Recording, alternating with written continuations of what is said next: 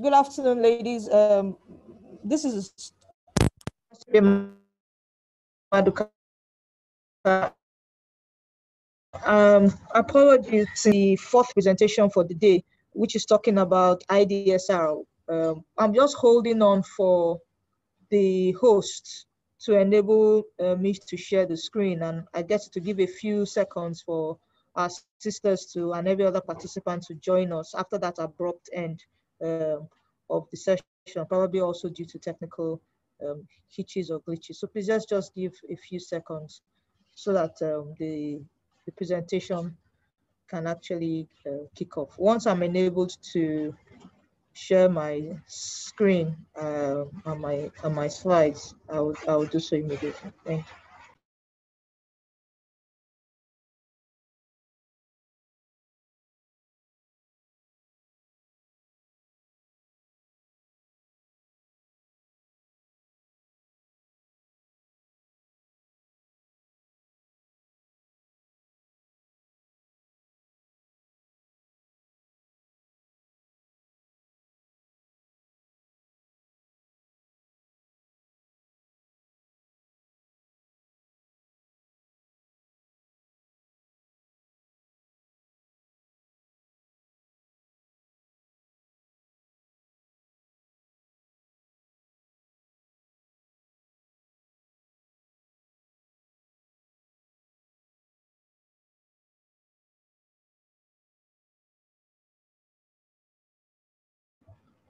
Okay, thank you. I'll just share screen now so that we can listen into the fourth presentation.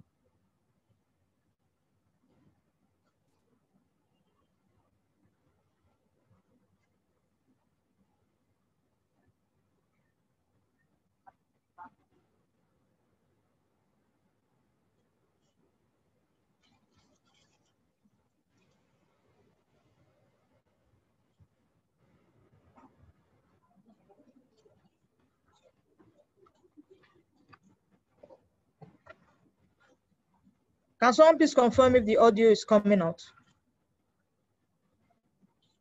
Yes, it is. It is.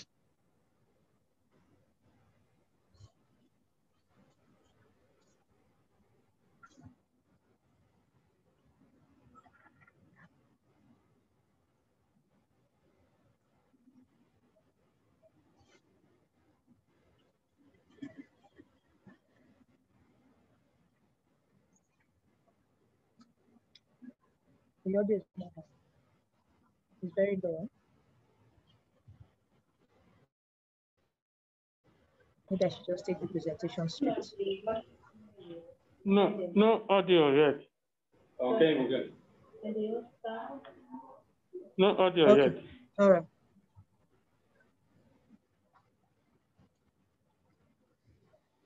Okay. Apologies. Let's try this again.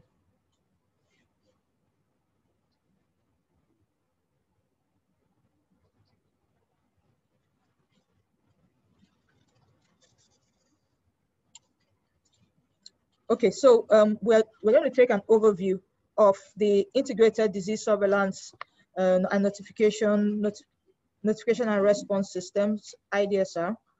We'll follow the outline that has been shown on the screen to look at the background and consider what the concepts, rationales, and the historical perspective for IDSR is.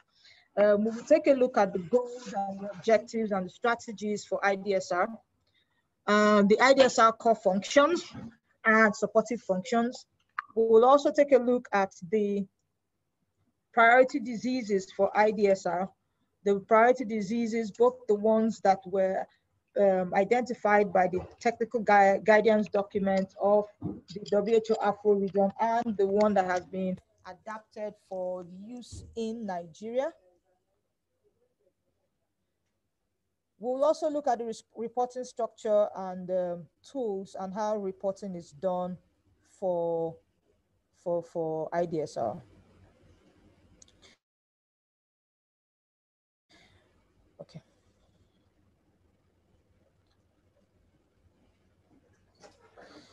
Okay, so let's look at the history, the concepts, and the background to IDSR.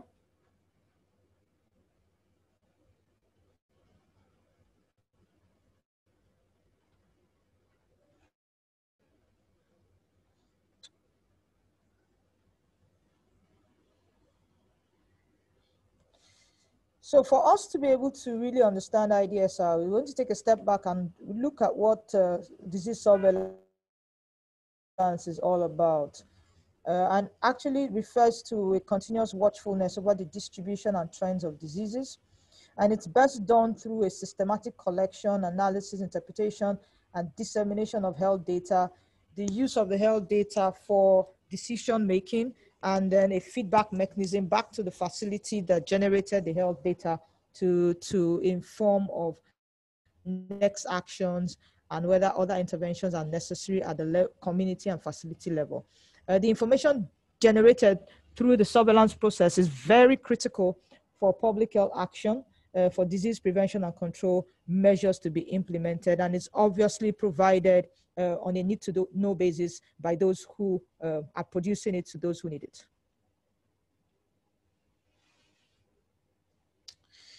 So the rationale for disease surveillance comes from the fact that, first of all, communicable diseases, such a huge burden in Africa, including Nigeria. And then you now also have the additional burden from non-communicable diseases. So the dual burden of communicable and non-communicable diseases on the African population and ensures that there is always quite a lot of work for the health industry and the healthcare system to deal with and to tackle it. How do you know the things that need to be front burner, the health issues that need to be front burner? How do you know what interventions need to be done and what needs to go on? The only way to do that is by putting together an integrated disease surveillance and response system, because health authorities really do need the information on the incidence of infectious and non-communicable diseases. When IDSR first started, like we would learn along the line, it just focused on communicable diseases. Now there's quite a lot of non-communicable, quite a good number of non-communicable diseases that are also under scrutiny by the surveillance and response system.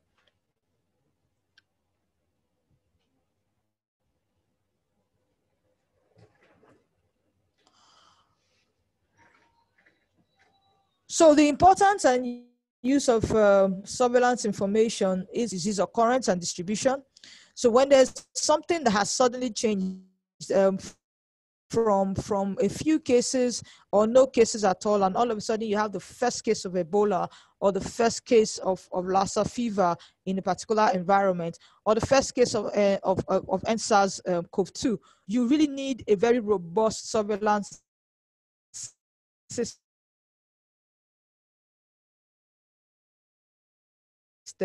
to be able to identify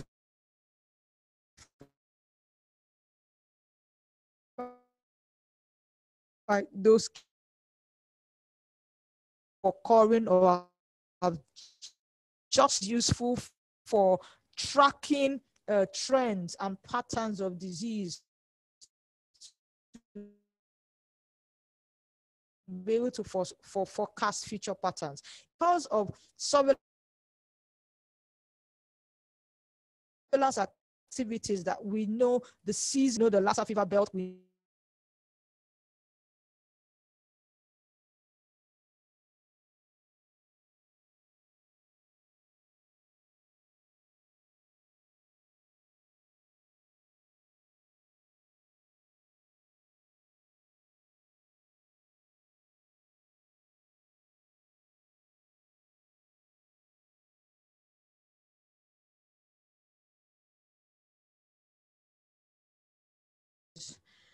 So I was saying that if we're using surveillance systems the way we are supposed to, we should be able to quickly detect sudden changes in disease occurrence and outbreaks and put interventions in place.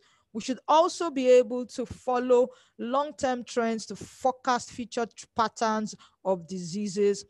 We should be able to use it as a resource for planning and for mobilizing resources and mobilizing all public health activities for the control of communicable and non-communicable diseases that are of public health importance. Of course, surveillance information is very critical for advocacy and research.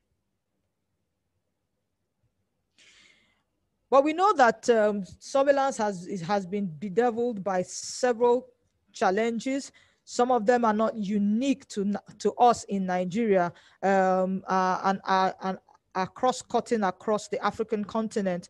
And they include incomplete and late reporting, failure to report at all, inadequate involvement of the clinicians in disease surveillance activities, inadequate involvement of laboratory, and so you will have a suspected case and you are unable to do the laboratory diagnosis to confirm, and then you also have issues where you have staff constraints, and of course there are challenges where information has been provided by healthcare workers, healthcare facilities up the chain of command, and responses are not coming down the chain, so there's no feedback for you to know whether what you saw, what you reported is indeed a case of polio, and whether there's anything that you as a health worker at the primary healthcare level can do about it. And these are the reasons why IDSR really does need to be strengthened.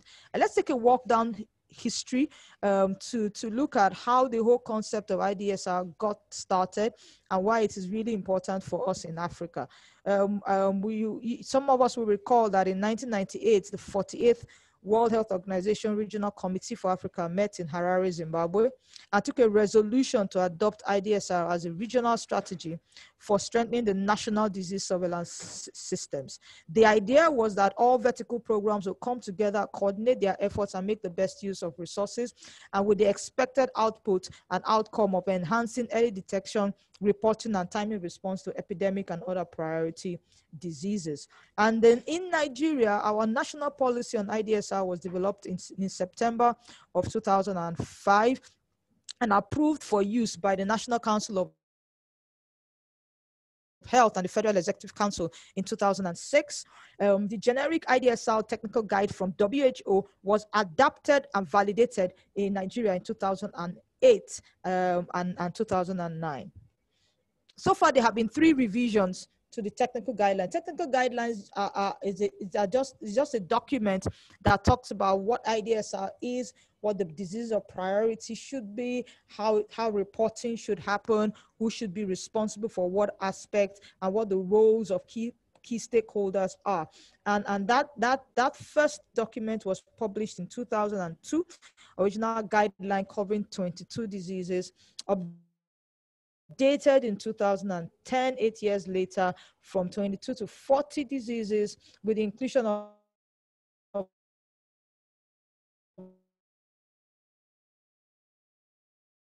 non-communicable 2018, and its ideas are important. What are the goals, what are the objectives, and what are the strategies? So IDSR has a goal. It's a unique goal that where all the levels of healthcare have the ability to detect and respond to diseases and conditions that cause high levels of death, illness, and disability. So the health facilities at primary, secondary, and tertiary level, IDSR aims to strengthen and equip them with what is needed, what they need to be able to address diseases and conditions that ability. And if IDSR is strengthened, health facilities at all levels will be able to intervene directly and on disease response and notification. Is a concept and actually a strategy to strengthen the involvement of clinicians in disease surveillance. to build the capacity of staff to conduct effective surveillance and response. Integration is a core part of what IDSR seeks to do, rather than having vertical programs that are operating in silos. IDSR is interested in integrating several surveillance programs so that there can be sharing of resources, of personnel, and an effective administration of the program. It also involves improving the use of information for decision making. And remember, when we talked about data management, we said one of the vital keys for generating or hopes for data that is generated is that it will be used to influence decisions. It's also important that we note that IDSR is interested in strengthening laboratory capacity and increasing community participation in disease detection and response, because IDSR doesn't just use health facility staff and workers. It goes right down to the communities and seeks to use community informants and persons of influence in the community to identify cases and report. Okay, so let's look at IDSR strategies and tools. So this is a list of the core functions of surveillance and response. Surveillance and response, as it applies to any disease functions. And any surveillance and response will be able to carry out and perform these functions excellently. So the first thing is to identify cases. Identification of cases simply says that you will need to know what is this disease? And that brings the idea of a case definition. A case definition is a standardized, globally acceptable way of identifying a disease condition or an illness or an event of public health importance. And so the importance of a case definition is that it standardizes reporting. So a case of measles in Nigeria, in Lagos, is a case of measles in Osogbo, is a case of measles in Johannesburg, is a case of measles in the United States, is a case of measles in the UK, is a case of measles in Russia. A case of measles is a case of measles when you use a case definition. And case definitions usually are in three categories, generically speaking.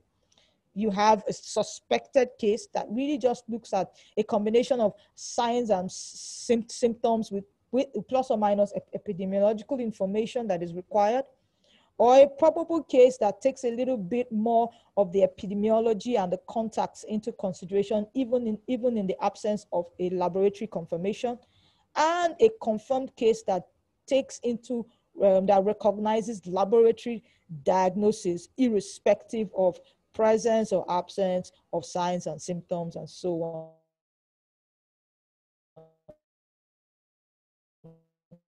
and so forth. The most sensitive one is the suspected case, because it's like a big umbrella that just takes almost everybody that even seems to fit the bill in. And sensitivity for case definition is very important, because you want to get in them and drop them off if they don't fit the bill, rather than missing cases. And as you go up the line, probable case and confirmed case becomes very important, because it's confirmed cases are the ones that are very, very clear, sure that this is a case, and actually helps you to improve the specificity of your case definition. So cases are not just identified, they are also recorded. And we'll look at some of the tools for recording cases when we look at tools and instruments used in reporting and recording. Cases are not just recorded, they are also reported. So there is daily reporting or incident-based reporting. There is weekly reporting, and there is monthly reporting. And we'll take a look at those down the line. Reported cases also need to be analyzed and interpreted. So the interpretation is quite important, because when you see the data coming in from a particular facility, surveillance officers need to have the skill and competence to be able to compare the trend from previous reports with this report to know whether there is an increase in number of cases, a number of cases are remaining the same, or there is a flattening in the reporting of number of cases, and whether there are any reasons for this. So the interpretation is quite important. And if the analysis and interpretation point in the direction of the availability of a suspected case, it needs to be confirmed again with laboratory diagnosis if available. Outbreaks that are brought to limelight as a result of surveillance activities need to be investigated. Response needs to occur, and feedback needs to be provided from those who have used the information that is generated at the lower levels of care. Feedback needs to go back from them to those lower levels of care for evaluation and improvement of the system. There are supportive functions for surveillance. Supportive functions include communication, training, supportive supervision, resource management, and oil for the smooth movement of the machine that is IDSR. Without communication and training and supportive supervision and resource mobilization and management, the core functions for IDSR will be difficult to implement and will be tough to pull off. So let's look at the brain of the matter. What are the IDSR priority diseases? What should we be reporting on? The WHO Afro has, in 2010, provided a list of IDSR priority diseases in 4 categories. So we have epidemic-prone diseases, which are diseases that even though they occur in endemic proportions, some of them, they have the potential to quickly convert into cluster cases and into epidemics. We also have a category B, which are diseases targeted for eradication or elimination. Case in point is poliomyelitis. We have category C, in which you have major diseases, events or conditions of public health importance. And category D, we have diseases or events of international concern, in addition to those already noted. So you can see that this is quite a wide list and a wide categorization of priority diseases according to the WHO Afro technical guidance for IDSR. However, a longer list even exists in country, because in the same 2010, what we did in Nigeria was that we expanded that WHO list and added other conditions or diseases that we also felt were of public health importance in country and that we wanted to keep a close eye and watchfulness and scrutiny over. So you can see that we still have 4 major categories in Nigeria for priority diseases. It's a bit small and tiny, so pardon me, that's the best we could do with the list, but look at it. Yes, cholera. In epidemic-prone diseases, there's cholera, measles, meningococcal meningitis, viral hemorrhagic fever, which includes Lassa fever, dengue, Ebola, monkeypox, and so on and so forth. And of course, there's yellow fever there. So these are epidemic-prone diseases. We also have diseases targeted for eradication. Here you have poliomyelitis, which has now been eliminated in Nigeria, and we're so excited about that. But we have other diseases that we have our sights set on eliminating in country: leprosy, filariasis, neonatal tetanus, onchocerciasis, norma, Buruli ulcer, and dracunculiasis. And then we have a very long list of 27 other major diseases, events, or conditions of public health importance, including maternal deaths, which we just learned from our very eloquent national president. I'm very passionate too, ma. Acute viral hepatitis, diabetes mellitus, diarrhea, HIV new cases, hypertension, injuries, malaria, malnutrition, mental, neurological, and substance abuse disorders, rabies, severe pneumonia, sexually transmitted infections, sickle cell disorder, trachoma, human African trypanosomiasis, tuberculosis, schistosomiasis, diarrhea with blood, whooping cough, diphtheria, snake bites, soil-transmitted helminths, asthma, typhoid fever, and the list goes on and on. And then we have diseases or events of international concern, including human influenza, SARS, and smallpox. So NSARS-CoV-2 falls under the category of disease or events of international concern because it's a severe acute respiratory syndrome.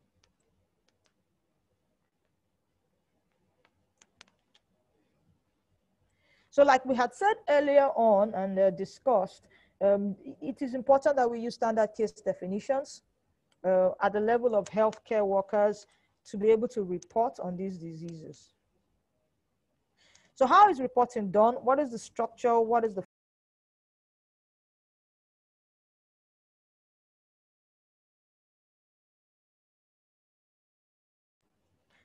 My apologies, since my audio went off temporarily. So what are the structures? What are the tools for reporting? How do we report and who do we report to? So we have recording tools and reporting tools. Recording tools refer to, tools that we would use normally to collect information from patients or clients that come to seek care at facility level, even at community level. So we have OPD registers, we have OPD cards, registers, case folders, and we have other data collection tools and forms used for surveillance, for recording events at health facility and sometimes at community level. And then of course, we now have the standardized tools for reporting, which are in 3 major categories with subcategories for the first one. We have IDSR 001, 002, and 003. Let's look at what each of them is used for. So IDSR 001 has A, B, and C. IDSR 001 is for incidents of suspected outbreaks or diseases. It's used for case-based surveillance. So for example, there's a report of a suspected AFP in a particular from a particular child who presented to a healthcare facility. That is a case that needs to be investigated. IDSR 001 will be used because it is not what you would routinely be collecting, or a suspicion of someone who has the signs and symptoms that are indicative of coronavirus. You would need a case investigation form, which resembles an IDSR 001A. So it is used for collecting data for each new case in a suspected outbreak or diseases of that are suspected to be epidemics or pandemics. The lab version of it is called IDSR 001B, used for laboratory sample collection and test results for each of the cases.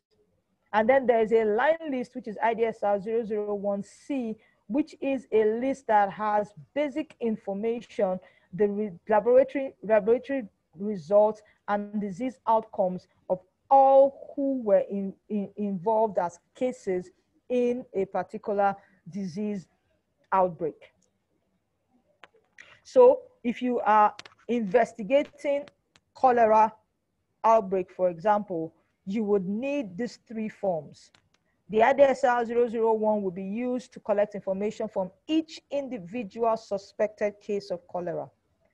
The IDSR 001B will be used to collect the sample, isn't it alkaline peptone water or something like that, and transported, triple packaging and all of that to the laboratory for investigation, and then the results will now be on that form as well.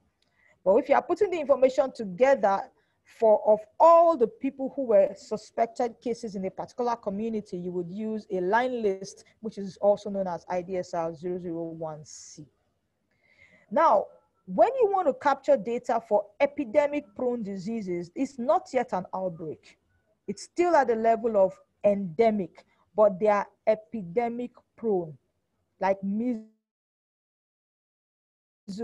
like we have seen, like viral hemorrhagic fevers, and so on and so forth, you will need to use IDSR form 002, and this is for a weekly reporting. And then IDSR form 003 is used for capturing information on other diseases and other events on a monthly basis. Now, the electronic version available. It's very important to state that in reporting, in sending this tool out, a copy of the original is sent to the next level of reporting, while the copy, a copy is kept with the reporting facility. So you keep a copy in the reporting facility, you send a copy out. Also important to note that best practice is sending out your weekly and your monthly reporting that has all the various disease categories and saying 0, write 0 if there have been no cases, rather than leaving it blank. It's better to say 0 reporting than to leave it blank, because blank means we don't really know what's going on. 0 reporting, we are clear that that's a report, there have been no cases. So this is the flow of information for IDSR 002. Like I said, IDSR 001 is immediate reporting, 24 hours shouldn't pass without that report getting into the people who need the report.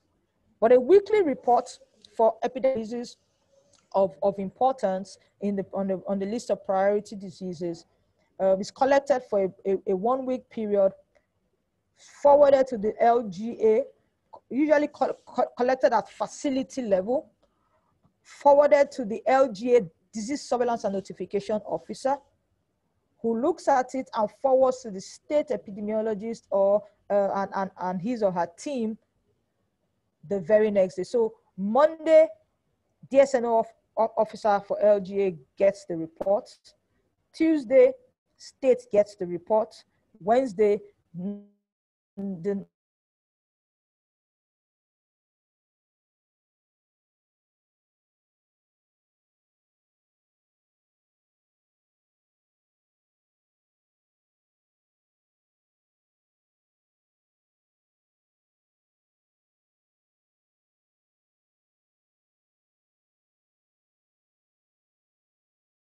is a bottom-up approach. Don't mind the way the slide makes it look as if it's coming from up. No, the health facilities are at the bottom, reporting up, while feedback is from the top, going back down.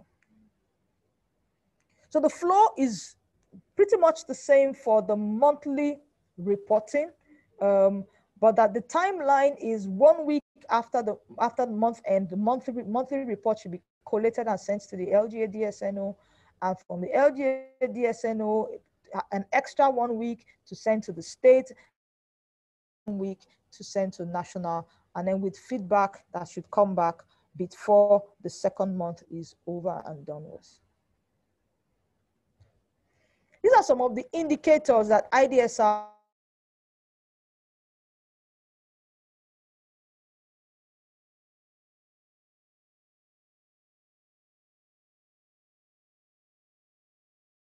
efficiency of an IDSR system, proportion of healthcare facilities that submit reports on a weekly or monthly basis. The indicators are also interested in proportion of reported outbreaks of epidemic prone diseases. So diseases targeted for elimination or eradication, proportion of reports of investigated outbreaks, proportion of health facilities that have current trend analysis, reported outbreaks of epidemic prone diseases that occurred in the past year with laboratory confirmation. This is for laboratory support. Outbreak response, timely confirmation of an outbreak. Case fatality, number of deaths over the total number of cases, and attack rate, total number of cases over the total population exposed.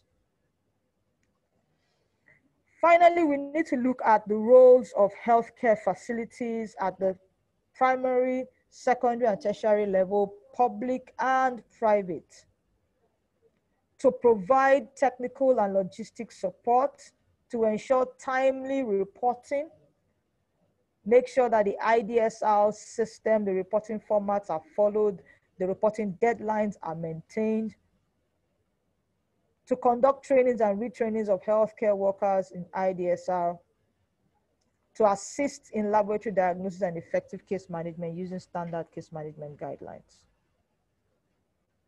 If all of us put our hands together and work and ensure that IDSR works in our country, we will be able to have a near perfect system of immediate reporting and routine tracking of outbreaks, epidemic-prone diseases, and other priority diseases. Surveillance and a very strong surveillance network is critical for us to make progress, whether it is maternal and child health diseases, or it is outbreak response, or it is events of public health importance. Surveillance is actually one of the critical functions of public health and epidemiology, and is important for the execution and ensuring that we all live in a safer world and have a safer society. Really want to thank you for your time and attention. I want to appreciate Dr. Sylvester Malegemi for allowing me use some of his materials, and also Dr. Anastasia Ojimba, FMC Asaba, for also allowing me use some of her materials. And I want to thank M1 National President and Dr. Ngozi Ali for the opportunity to make this presentation. Thank you very much.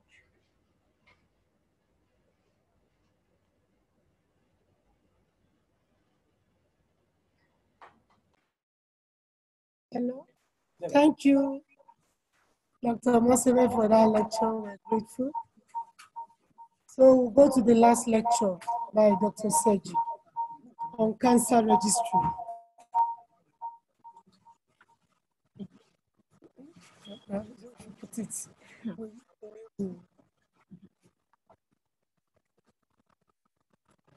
Let's go use our system without control. It's off. Can't put on the system. Can't put on the system. Can't put on the system. Manage your system.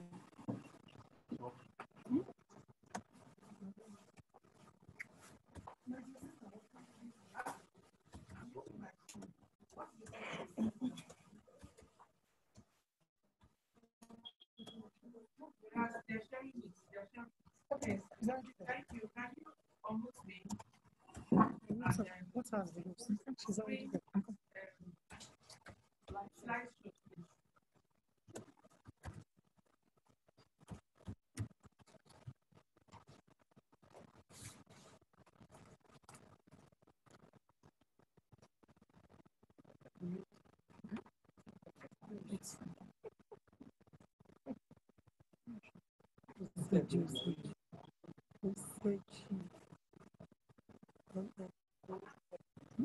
Just a minute. No.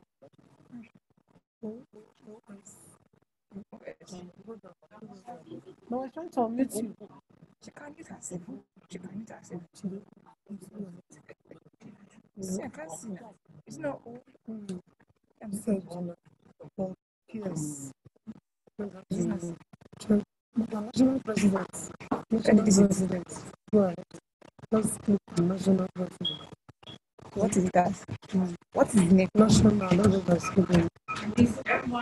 national president. It's commuter. Yeah. All right.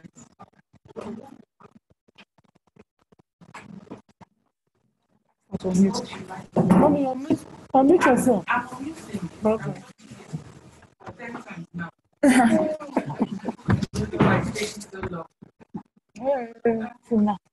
National Secretary is my love. I used to want to take him. Leave it up to you.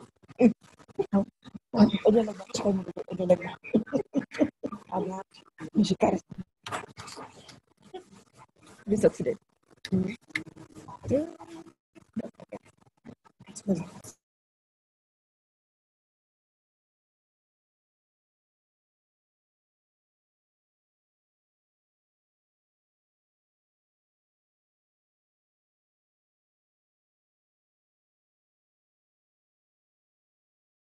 Okay, fine. I just went out and came back. Thank you very much for your patience. This is the last presentation for our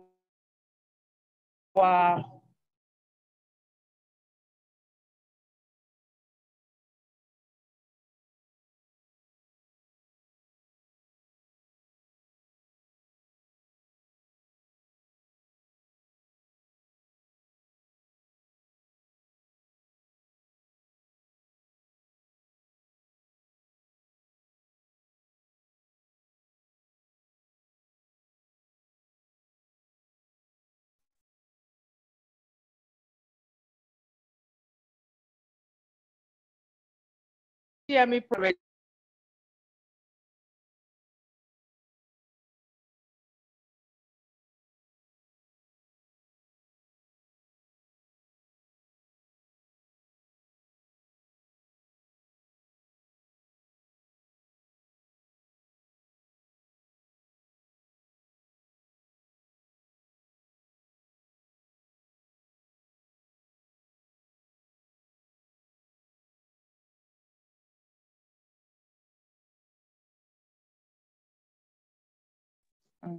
Okay, I'm unmuted now. Next slide, please.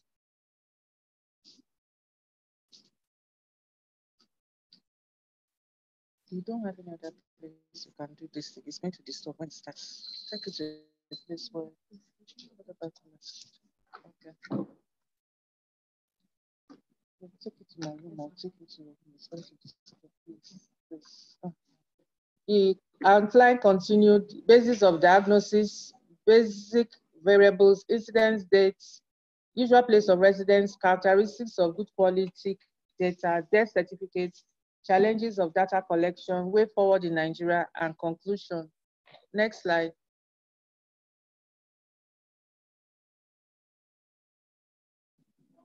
By way of introduction, we all need to know that the scourge of cancer is enormous and worrisome. And the Medical Women's Association of Nigeria, we are emphasizing a lot on cancer control. We have done by way of advocacy, service delivery in cancer control, particularly cancer of the breast and cervix. Please, are they hearing me? All right. And so if we have done so much about service delivery, and if we have done so much on advocacy, it's about time we did a lot more on documentation and supporting and sustaining cancer registries across the country. So this presentation is actually a very important charge to all medical women in Nigeria to key into the vision of operating a cancer registry and sustaining it. So there was about 18.1 million new cases of cancer globally and 9.6 million deaths, and 1.1 million new cases occurring in sub-Saharan Africa. In Nigeria, as about 2018, it was estimated that we had over 100,000 new cases.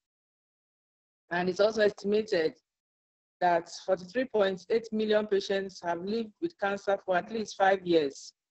And for those of us in cancer research and other cancer programs, we know that 5 years survival is an indicator.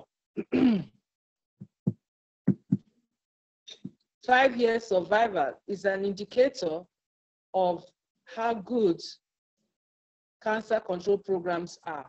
Next slide. So this is a global view of the estimated age standard incidence rates in 2018 for all cancers, both sexes and all ages. Next slide. And you also have estimated age standard mortality rates in 2018, all cancers, both sexes and all ages. Next slide. Now, the top cancers in Nigeria, if you look closely at the slide, you will find out that we have for the women, breast cancer, and that's the pink on the right. We have cervical cancer following, and then colorectal, cancer of the colorectal next. For the men, you have prostate cancer normally, and then cancer of the colorectal, and then you have liver and non-Hodgkin's lymphoma almost close to each other. And then lower down,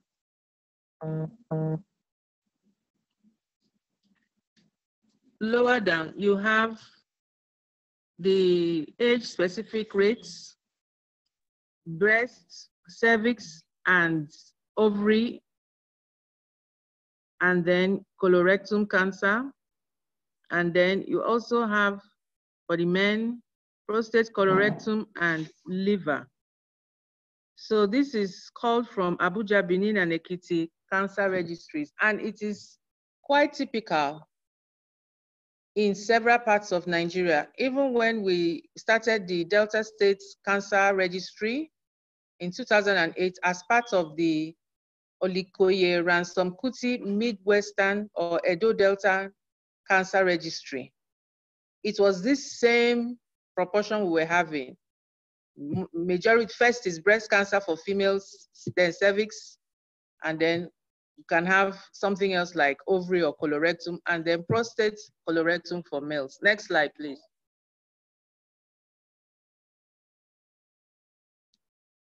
So the cancer registry is a continuous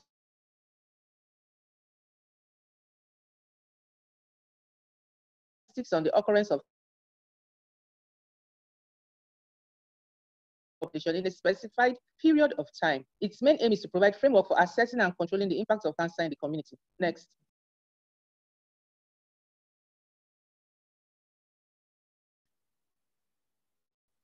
The importance of cancer registry is for you to be able to examine current incidents, as how many new cases occurring, mortality, how many deaths, and survival trends. I mentioned 5-year survival rate among different areas and communities.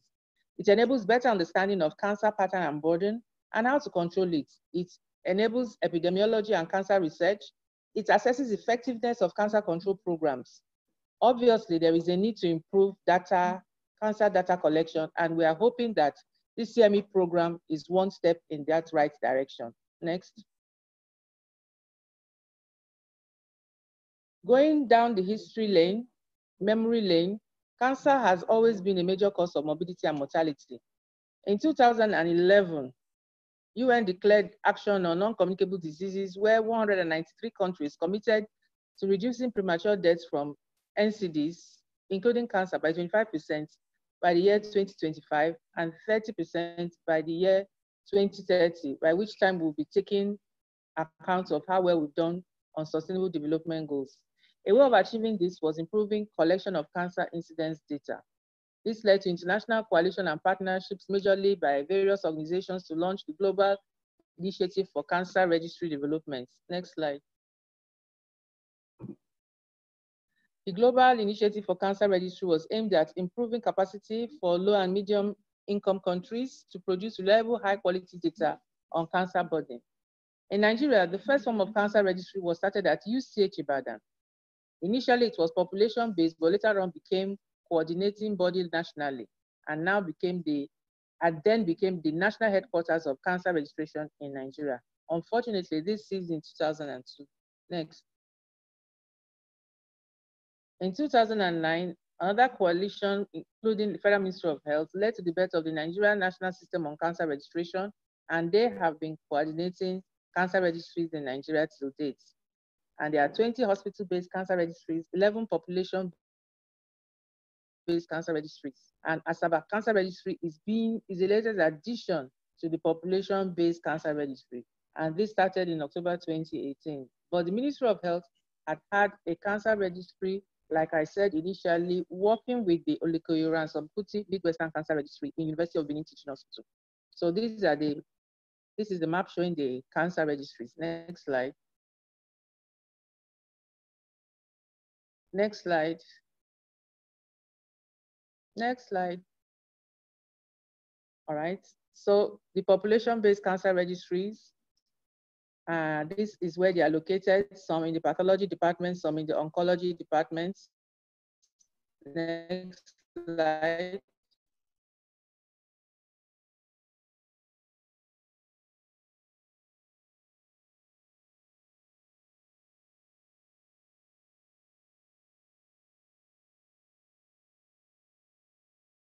Continue, next slide. Next slide. So we can have hospital-based cancer registry, population-based, and specialty of pathology-based cancer.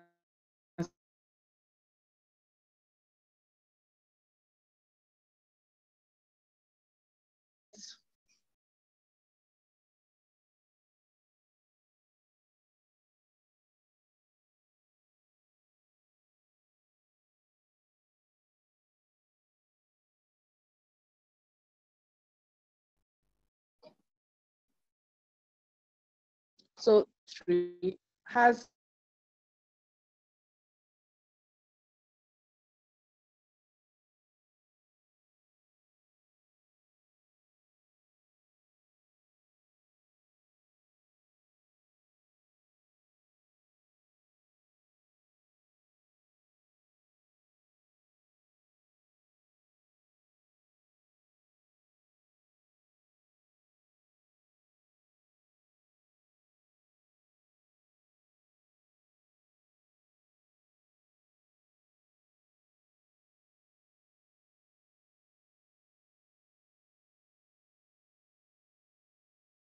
I'm trying to unmute. Okay, I think I've succeeded. All right. Next slide, please.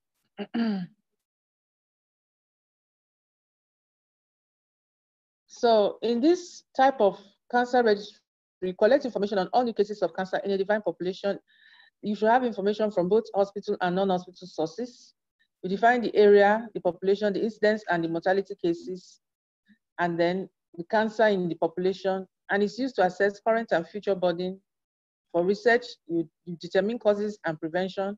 You can monitor impact and intervention, and it also acts as a basis for cancer control planning.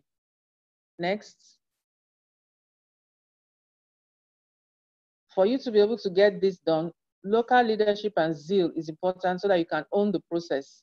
And you know that is a challenge we have in our environment where a lot of programs are not sustained because you don't own them. You need professional and you need political commitments. But even when the political commitment is there, if the profession is not there, if the professional commitment is there, you can sustain this program in some form until the political commitment arrives, and then you can make giant leaps in progress. So you need to have an advisory committee, identify the stakeholders, identify private and public sectors, determine the physical location of the registry, and you must have easy access to case finding sources. And you should be able to have the authority and the motivation of the people who are going to give you the information to give it to you freely. Then it has to be institutionalized. You must have reliable population denominations from censuses to be able to come out with ratios and rates. Then there must be a clear delineation of the catchment area. You need finance, you need personnel, you need equipment.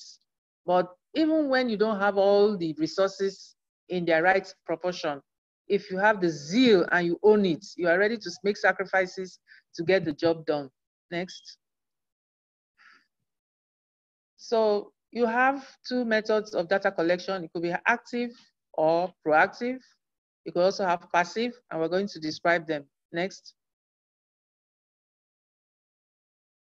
So for active/proactive, you have the registry personnel and registrar moving from place to place to collect data from sources already mapped out.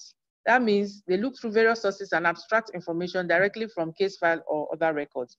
This was the methodology that we were using with the Olikoye Ransom Kuti Cancer Registry. It was coordinated by Professor Kobia in UBTH, and he came over to Delta State, and every year he would train corpers, and these corpers will go and to all the places where we have cancer cases like Federal Medical Center, Delta O'Hara, and Central Hospital Warri, and they will review the case notes. They know which wards handle cancer patients, so they will go there, they'll go to the laboratory, and all units that they have been designated as sources of cancer information, and then they will begin to extract the information. Next slide. For passive, you have healthcare workers complete the notification form developed and distributed by the registry and return them back to the registry. They send copies of discharge abstract to the registry, and the registry receives feedback from notification sources. Usually, it's best to have a combination of active and passive. Now, these discharge abstracts, it's probably for those that are providing treatment, because if you don't treat, you don't admit to treat, you can't discharge. But there are others that are referring, and so they're not going to send discharge abstracts. They are just going to notify that, oh, at this level, it could be primary, it could be secondary, it could be private. I have seen a case of cancer and I have referred to another health facility, but it's important that that case is captured as a case that originated from my own facility. Next slide.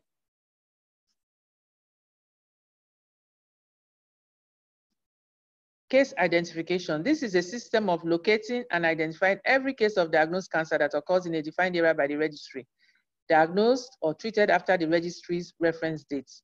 And it enables keep tracking system. It keeps a tracking system for supervisors to ensure all notification sources are covered. So there is possibility that one particular case of cancer may be seen in different places, but it is still important that even if you are seeing them in several places, because you have unique means of identification. For instance, you have hospital number. So if you go to the pathology lab and you extract information, and then you get to the gynecology ward and you still have the same patient there, the hospital number will be the same. So you know that it's the same patient you are seeing, and that will help to reduce the issue of multiple or duplication of recording. Next slide. So within the hospitals, these are the places, like I told you, the corpers will go around and they go to the medical wards, clinics, and get the case files. They look at admission and discharge records.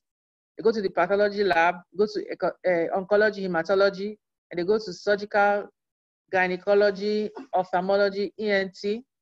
And for ophthalmology, we want to really bring attention to this cancer in children, and that's retinoblastoma. One of our medical women recently brought it to our attention and showed us some really scary photos, and to indicate that it can actually be picked early. I mean, I've always known about retinoblastoma, and I must have seen one or two pictures, but to find out that it's so common and it's something that can be picked early, then obviously M1, we have to try to key into it. So this month of September, that is Child Cancer Month, let's brainstorm on what we can do to early detect and manage retinoblastoma as one of the cancers seen in the ophthalmology department. So you could also get from the radiotherapy, nuclear medicine records, and also from death certificates.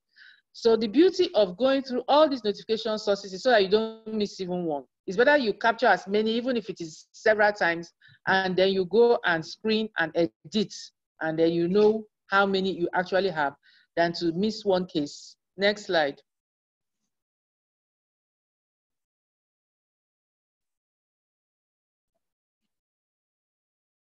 So outside the hospitals, you have the private GP clinics, hospitals. We also have other outside hospital pathology labs. You have health insurance organizations, screening programs, and M1, that's where we are. we do a lot of screening all over the country. It's amazing. But after the ones we have screened and we have picked cases that we know are cancerous, do we go ahead to fill the cancer registry forms? So this is another area we can look into. General hospitals, hospices, cancer centers, and death certificates. So general hospital actually shouldn't be here because it's outside the hospital we are referring to. Next slide. So for data abstraction, you collect information from different sources, information on diagnosed new cancer cases resident in the defined registry area, the clinical, the histological, and the cytological diagnosis you get from the death certificates. And if you are in doubt whether this is a case of cancer, just abstract the information and keep separate and say that you're in doubt.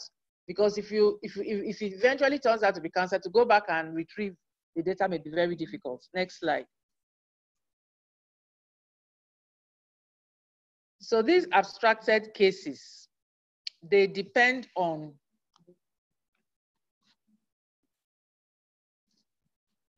function and scope of the registry. Is the diagnosis cancer or malignant? Multiple primaries, separate form for each unrelated cancer, unique registration number for each patient, and tumor is differentiated on the basis of incidence date, topography, and morphology. Next slide. Now, the basic variable collected, this could also be known as the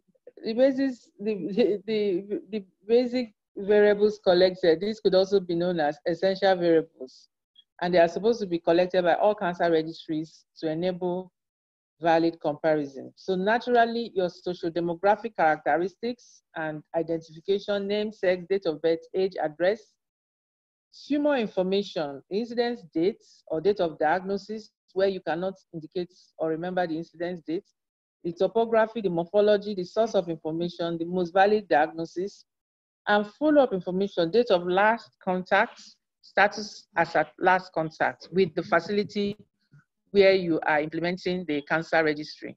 Next. Then you have person information, parents' nationality, occupation, tribe, religion, marital status. Then the tumor information, treatments, tumor differentiation, and tumor stage or extent of disease. So if you recall, in pathology, we use TNM to classify, wherein T is the size of the tumor, N is the node that is affected, and M is metastasis. So by the time you classify, it gives you the stage. Use that to stage the tumor and know how severe or how advanced the cancer has become. Then for follow-up, we need to know date of death, cause of death, place of death. So attention is paid to completeness of the information to ensure quality rather than quantity. Next slide. So this is the notification form that is being used in Asaba Cancer Registry as at now. It has a lot of information, like we have mentioned, and the mode of diagnosis, imaging, biopsy, cytology, unknown, autopsy, biochemically. You know that you have markers, tumor markers that you may use to identify cancers, even when you may not have other features. Then the type of diagnostics, symptomatic, asymptomatic screening. So M1, we are going to appear a lot under screening.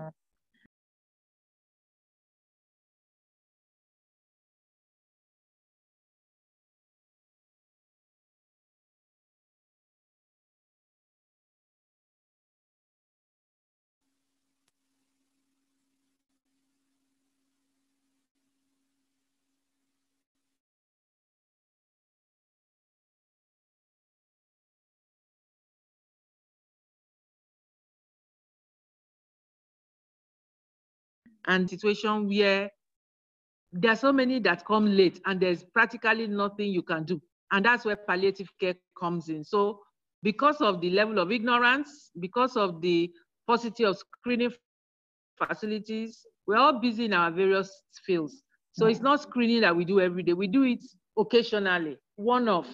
That is not sustainable.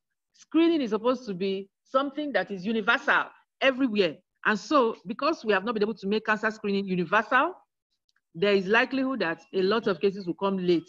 So when we pick them late, we should be able to offer palliative care.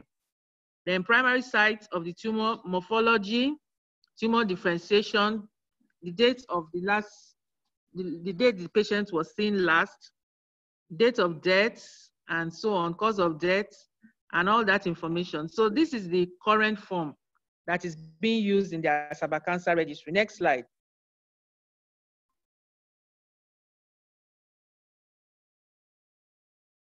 This is the old form that was used in the Ministry of Health Cancer Registry.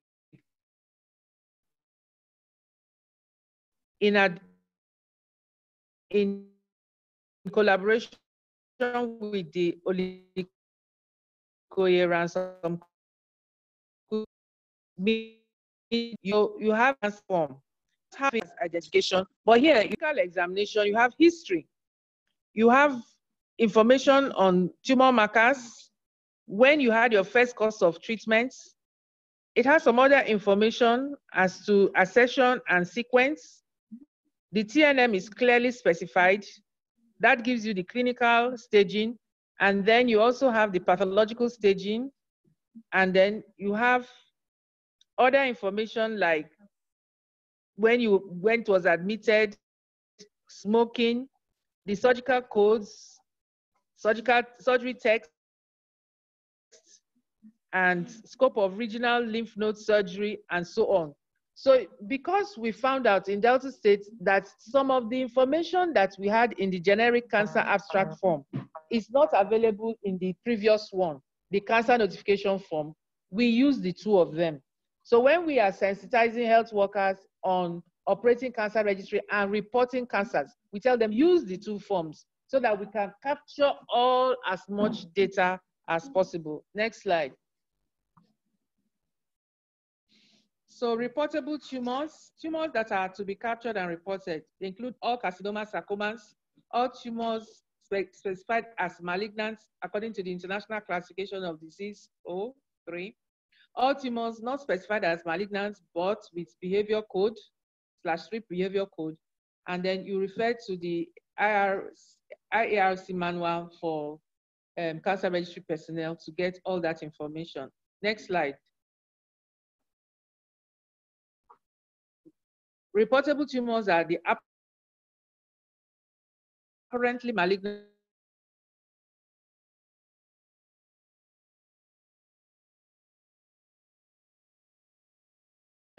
presumed malignant compatible with malignant. The principle is that it's better on the side of commission than omission, because if you omit and it turns out to be cancer, it's devastating. Next slide.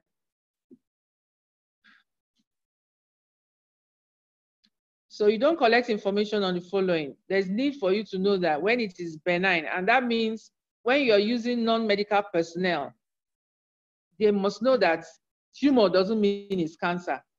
There is malignant and benign. So where they see benign tumor, or they see terminologies like adenomas, fibromas, papillomas, hemangioma, other hematomas, they should know that these ones are benign and they should not begin to abstract data on them.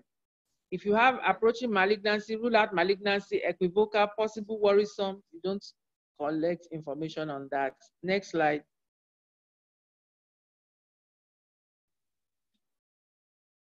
The basis of diagnosis, which enables us to determine the cases that will be entered into the cancer registry, they are already, we saw them on the forms. Next slide.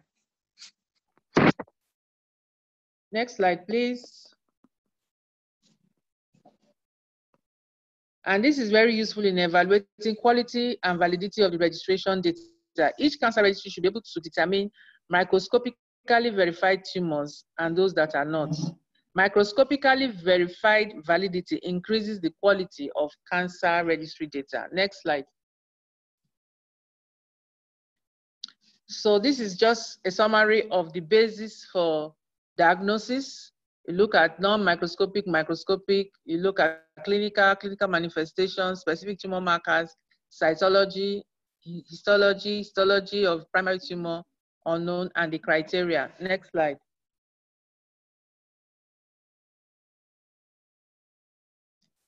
Now we have charts showing the basis of diagnosis in different cancer registry.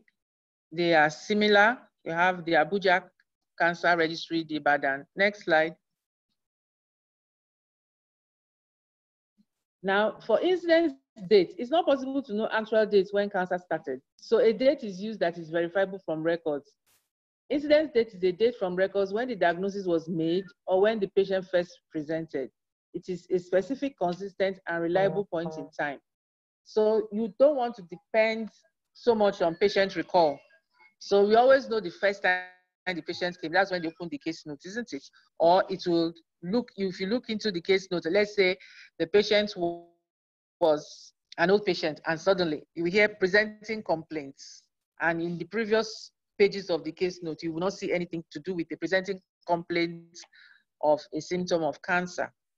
Or when you finally made a diagnosis. So you may have been seeing this patient and managing, or finally you now made a diagnosis, and that now becomes when you pick the incident date. So that is reliable and it is comparable. So you don't have to depend on patient recall most of the time. Next slide.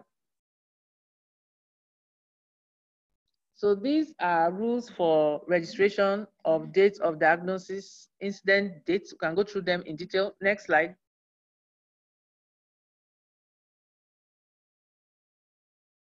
Now, for usual place of residence, it is one of the most important variables collected by the cancer registries, particularly the population-based registries. It's the usual address, and it is essential for establishing the residence status to exclude all non-residential patients from the cancer registry base. You know that people move to different locations for treatments. So you can't now use where they are staying, just they are temporary staying to receive treatment as the usual residence. So it's the patient's permanent address and not where the patient is staying to access treatment. And it is important in cases of analysis by area of residence and for follow-up, and to determine if there are environmental risk factors for cancer. Next slide.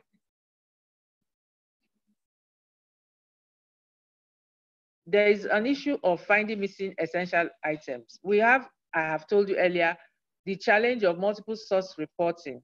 So cancer registries need to have an internal framework of ensuring quality control, picking missing information and inconsistent data.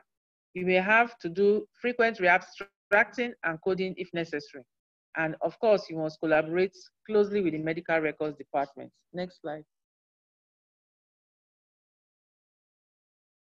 And for the death certificate, naturally the death certificate is the proof of death. It can be used for settlement of claims, settlement of inheritance, settlement of insurance benefits. It can also be used for burial activities, for remarriage purpose of surviving spouse, to enable family members to know cause of death so that they may know condition that may occur or be prevented in other family members. It's an important source of information for the population-based cancer registry. And then mortality or incidence ratio can be used to measure completeness. So that is why the death certificate is an area we must also concentrate on. And every cancer patient that dies, there should be a death certificate issued so that we can capture that information. Next slide. Of course, the characteristics of good quality data: completeness, validity, timeliness, comparability. Next slide. It should be complete. There should be inclusion of all cancer cases diagnosed within the given population, and we can have qualitative and quantitative methods to evaluate completeness. Next. So we have things like validity, that's the degree to which the recorded information is correct and reproducible, and it depends on the precision of source documents and levels of expertise in abstracting, coding, and recording. So you can have diagnostic criteria method for evaluating, re-abstracted record method, internal consistency method. These are all technical details that once you actually implement or establish the cancer registry, one must get familiar with. Next slide.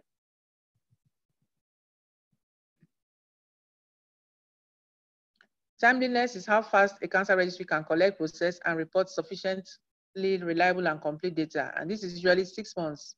That is 6 registration of a case within 6 months of confirmed diagnosis and starting treatment. Next slide. Comparability is the degree to which the procedure used in cancer registry, including coding rules, definitions, and reporting of data items, are adhered to internal guidelines. Then you have the Cancer Registry 5, that's the software being used to enter the data, and it goes with the International Classification of Disease 03. The minimum basic information collected should enable the registry to recognize individuals as being the same if they are recorded more than once, and that's why you need the hospital number or some form of unique identification number. It should also allow the cancer registry compare its data with other cancer registries. So if they are not using the same methodology and they are not using the same terminology, they won't be able to compare. So cancer registries of comparable and high data quality are published in cancer incidence in various continents. Next slide.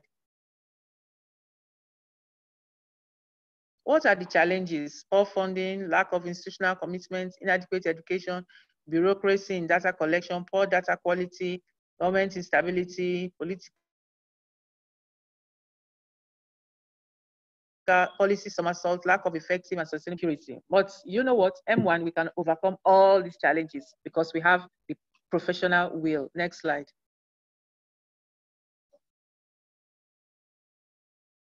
So these are some cases of cancer of the breast, and I got them from one of our senior members of Medical Women. Why I had to put them here was that when I'm creating awareness amongst health workers on cancer control, in 2014, we were sensitizing reproductive health coordinators in all the LGAs so as to add cancer control and cancer awareness to the family planning that they were offering, since they were the closest program officers, and cancers of the reproductive tract is one of the components of reproductive health. And to my greatest shock, one of the nurses said she has never seen a case of cancer of the breast before. So that is the challenge we have at the local government area, the primary health level, which is closest to the people, particularly in the rural areas. If the health workers are not trained to recognize, and the people know that it's only pregnant women and children that go to that health center. Cancer, they have never heard of the nurse doing anything about cancer or even counseling them on cancer. They would not go. They will go to the babalawas, they will go to the traditional, and most times they will not. Of course, all the time, they are not going to get any treatments. So it's very important that we carry the primary healthcare workers along. And that's why we have to start showing them photographs of what breast cancer looks like. Next slide.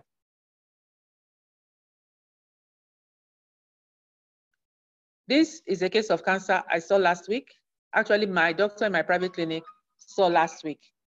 And I told her I was expecting them, and I told her to send the pictures and let me see. And I saw this miserable condition that made me depressed. And I wondered whether we are doing it right. M1, are we really doing it right? Why are we having cases like this? And this patient was diabetic.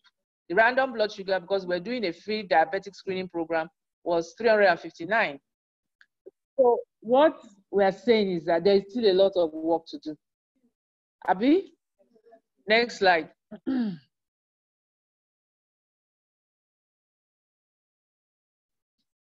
Next slide. So this is the flyer that we use in the Ministry of Health several years ago for cervical screening to create awareness on pap smear and what it does. So we've been doing this for a long time. I'm happy M1 has been doing it for a long time. And at the time,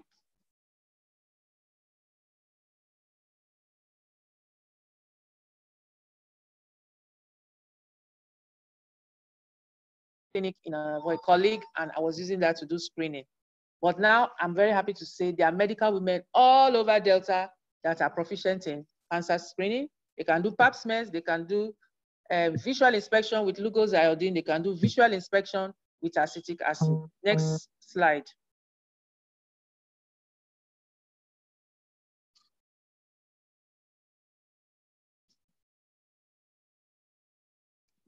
Next slide. Slide has stopped showing. Why does my slide always stop showing 3 slides to the end? That's what happened with the last one. So what's going on? I'll just switch over to my own presentation and finish up. If you can get it back, fine. I'm sure everybody will get copies of the presentation. So the next thing that I have.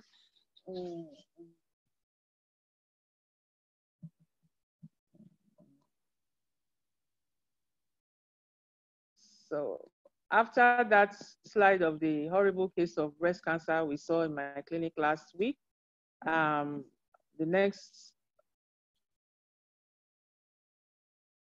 picture was picture of preventing breast cancer, breast self-examination. We had this poster or flyer. We adopted it from Federal Ministry of Health, but on the top right corner is 2 of those horrible pictures of breast cancer that I showed earlier. I had to insert them because of that nurse that said she has never seen a case. So when we are telling people, do breast self-examination, let them see what will happen if you don't do breast self-examination. And then we also had the one for prostate. There is a flyer on prostate cancer. I remember giving a presentation on prostate cancer to the Full Gospel Businessmen's Fellowship. And there was a man, he should be close to 45 or 50. And he said, please, can you really explain to me what the prostate is? That was his question. So I went with my laptop, there was no projector. So I tried to show him that it's sitting beneath the bladder and this is what makes certain men not be able to pass urine and see the urethra passing through and so on. So what happened now is that I would just imagine, so God forbid, this man may have BPH or prostatic cancer, and he wouldn't even know that there is an organ in his body that is causing that problem because he's never even heard of it. So that's that. And then we now have the cancer registry data in FMC. Our National Assistant Secretary, Dr. Uche Okwe, she is the cancer focal person in Delta State since 2018. She has been involved with the Olukeye-Ransom-Kuti Cancer Registry. And even, that's why I say professional commitment, she's done a terrific job. So she actually has data way back as 2008. I don't understand how when they were doing all this cancer registry, Delta State was omitted.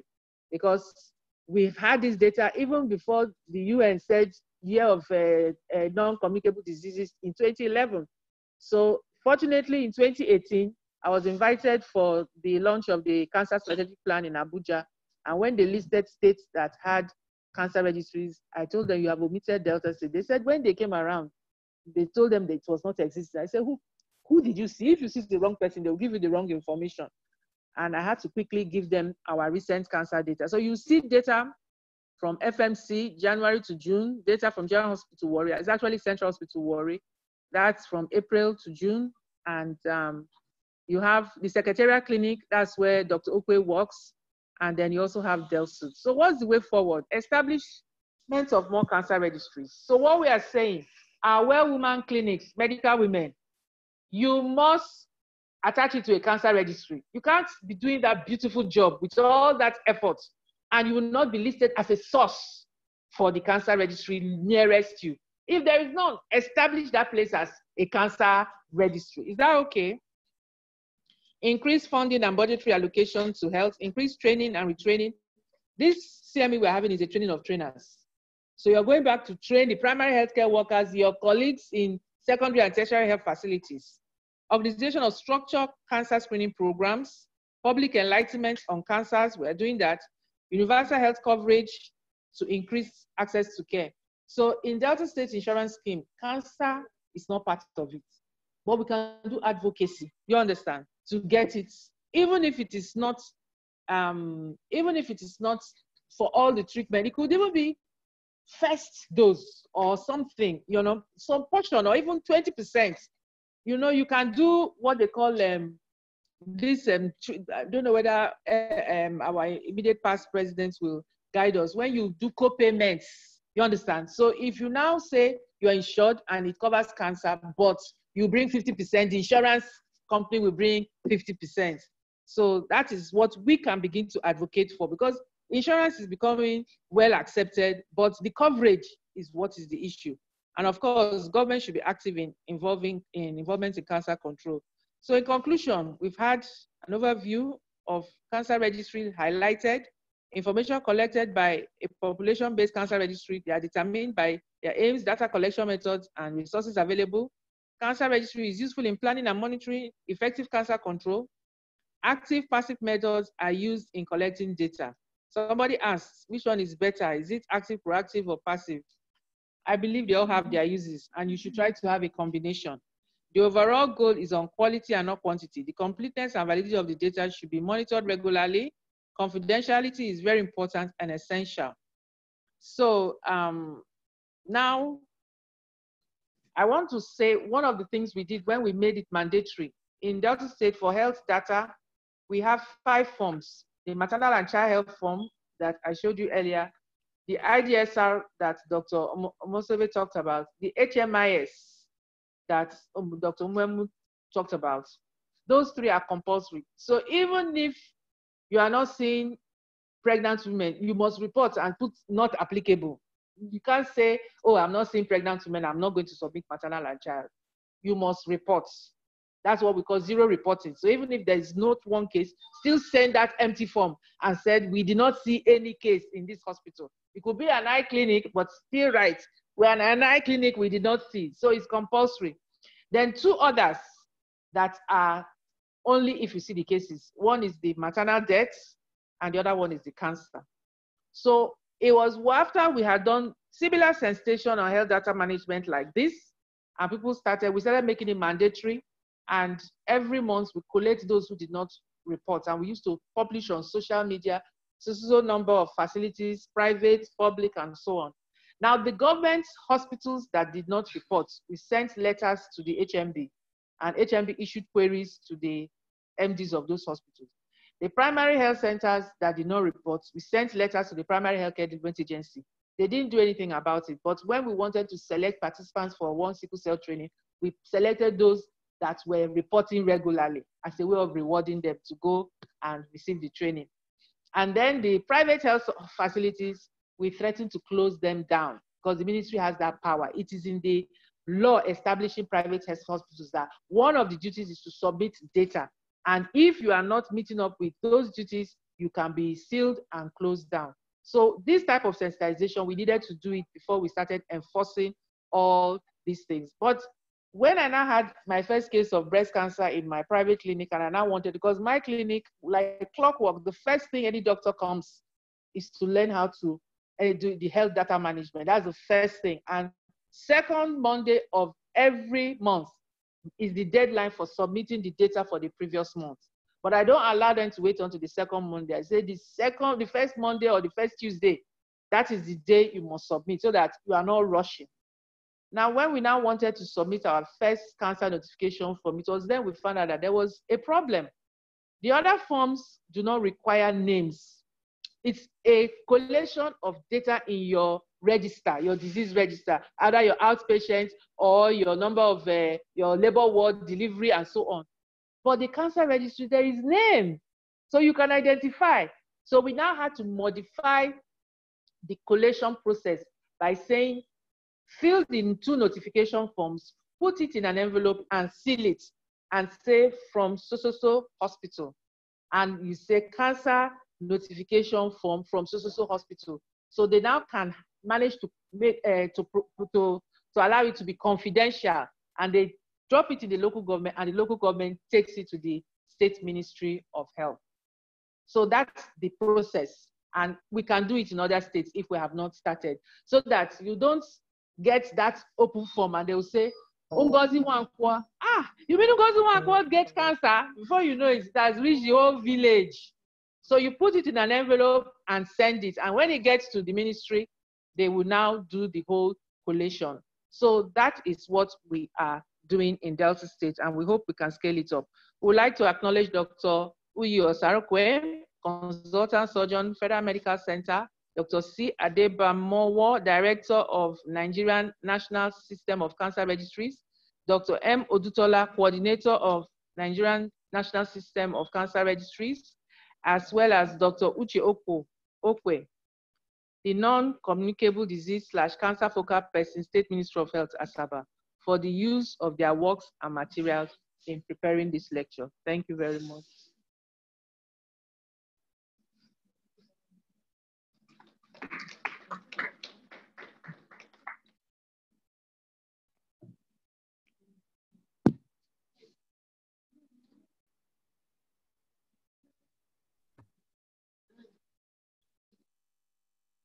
Thank you, our National President, for that wonderful delivery. We have been highly impacted by all the lecturers. It is time now for questions, comments. So if you have a question, you can indicate, raise your hand, and you'll be given an opportunity. And when you are muted, please unmute yourself and speak. So questions to any of the lecturers?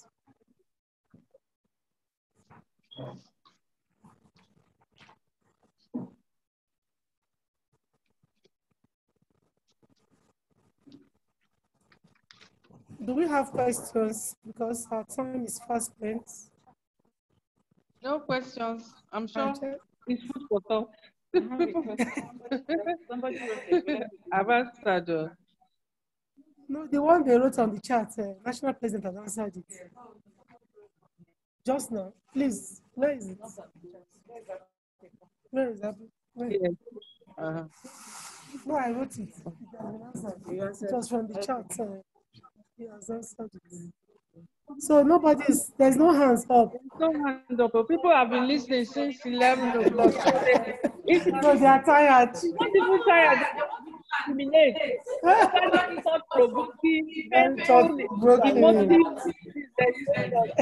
let's think of what can we do. It's a question of what can we do to make it better. Yeah. It's true. So it's true. What can we say? So we want to also, again, on behalf of the National President, appreciate all our resource persons. It has been wow since yesterday. We have been really, it's like training the trainers. So we have been impacted. Our capacity has been built. When we go back home, we have a lot to do, a lot more as medical women. We want to say a big thank you, Mas, to our National President, Dr. Oseji. Thank you, Ma, for all your time and the lectures you delivered and all the emotional thoughts. We will go home with these messages. We have been really touched. For Dr. Ibepe, Ma, we appreciate you for the lectures you also gave. For Dr. Mwemu, we're grateful. Thank you, Ma. For Dr. Mosive and Dr. Eko, thank you, Mas.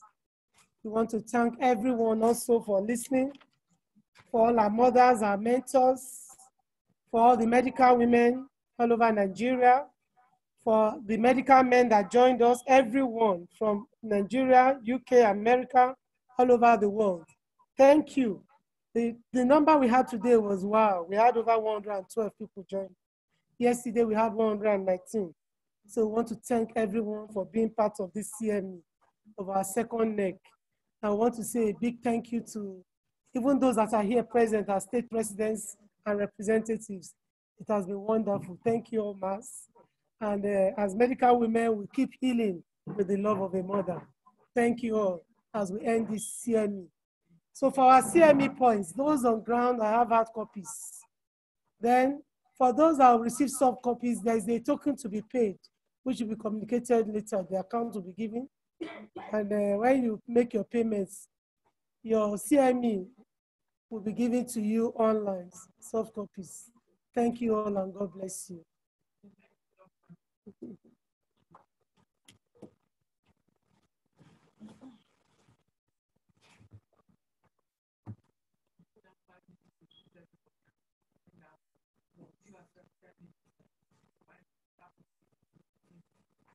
So you can come for your CME.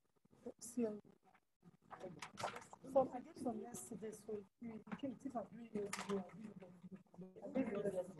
No.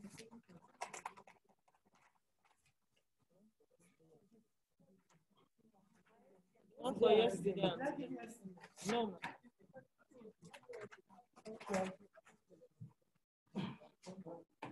Yes, ma'am.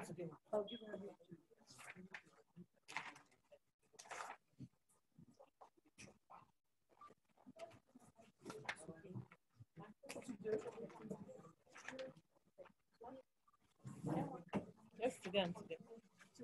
And for my personal. Thank you.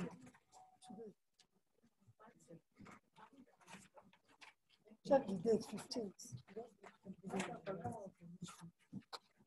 That's for 2 days.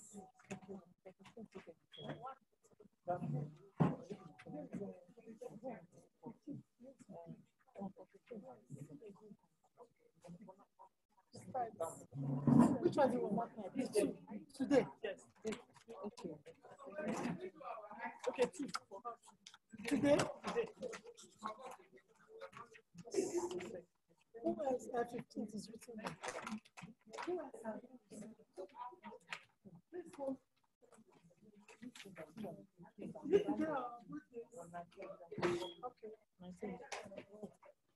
Today.